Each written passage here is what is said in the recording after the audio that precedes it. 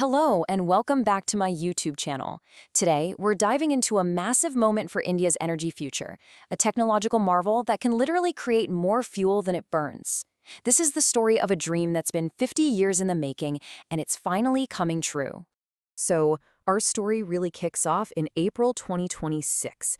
After decades of work, India's very first homegrown Prototype Fast Breeder Reactor, located at Kalpakkam in Tamil Nadu, finally achieved criticality. Now, this wasn't just another routine test. This was a huge step, signaling the real start of the second stage of India's grand nuclear plan. And this was way more than just a technical update. You could feel the national pride.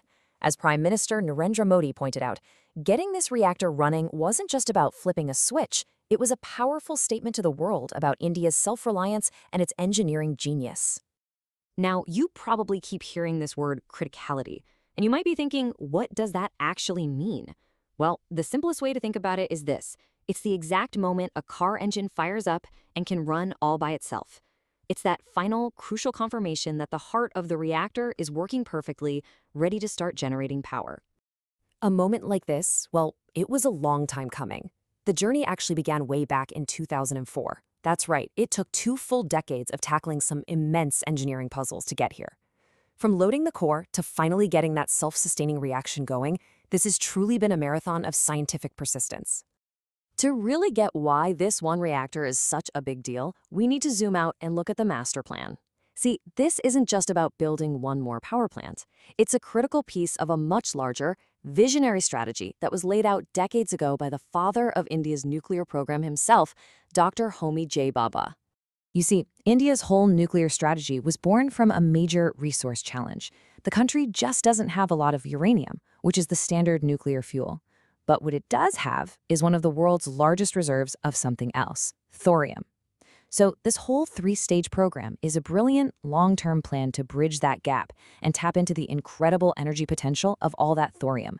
So here's how it works. Stage 1 uses our limited uranium to produce power, and in the process, it creates plutonium as a byproduct.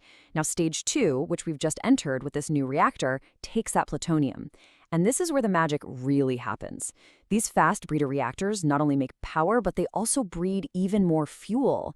And that bred fuel is the key to unlocking Stage 3, powering a whole new generation of reactors with our huge reserves of thorium. So the big question is, how on earth does a reactor create more fuel than it uses? I mean, it sounds like it defies the laws of physics, doesn't it?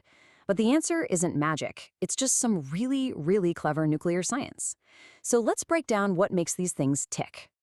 The main difference boils down to one simple thing: the speed of the neutrons. In a typical reactor, water acts as a moderator. You can think of it like a brake that slows neutrons down so they can cause a chain reaction. But a fast breeder reactor is totally different. It gets rid of the moderator completely, relying instead on high energy or fast neutrons.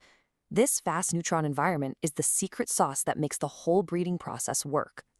And here's how it works. The reactor's core is wrapped in a blanket of regular, non-fissile uranium. When those fast neutrons fly out of the core, they slam into this blanket, and they actually transform that material into new, usable fuel, plutonium. So in essence, while the reactor is burning its main fuel to make electricity, it's also cooking up a fresh batch of new fuel right next door. Amazing, right? Now, instead of water, the Kalpakkam reactor uses liquid sodium as its coolant. Sodium is fantastic at transferring heat, which lets the reactor run hotter and be way more efficient at making electricity. We're talking around 40% thermal efficiency, which is a big jump. Of course, using liquid sodium isn't without its challenges. It reacts very strongly with air and water, so it requires some incredibly sophisticated engineering to handle it safely. What's so fascinating is that this huge technological breakthrough is happening at the exact same time as a revolutionary shift in policy.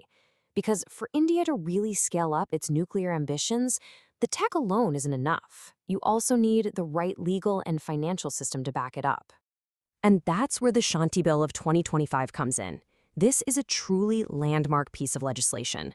For the very first time, it's opening up India's nuclear power sector, which has always been a government-only club, to private investment.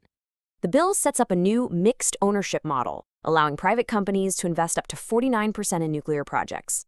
So really smart move, actually. It's designed to pull in private money and efficiency while making sure the government keeps majority ownership and strategic control. You know, maybe the biggest thing holding back private investment before was the issue of unlimited liability. The Shanti Bill completely modernizes this by setting up a tiered liability system. Now, an operator's liability is capped based on the reactor's size. This creates the kind of financial predictability that's absolutely critical if you want to attract serious private and international investors.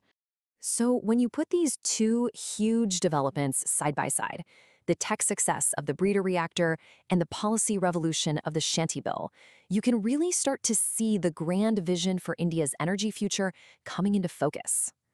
It really is a powerful two-pronged strategy.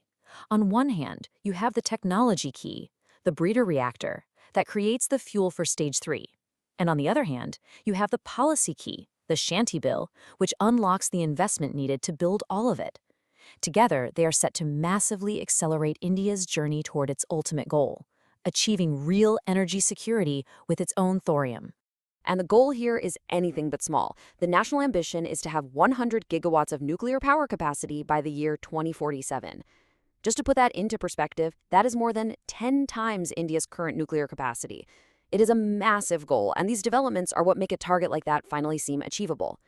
And all of this brings us to the final, crucial question. We are at a real turning point. India now has the proven breeder technology in its hands and a new policy framework that's built for growth. All the pieces are finally falling into place.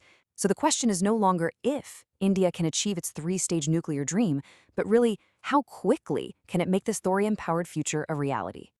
Thanks for watching. Don't forget to subscribe for more such interesting content.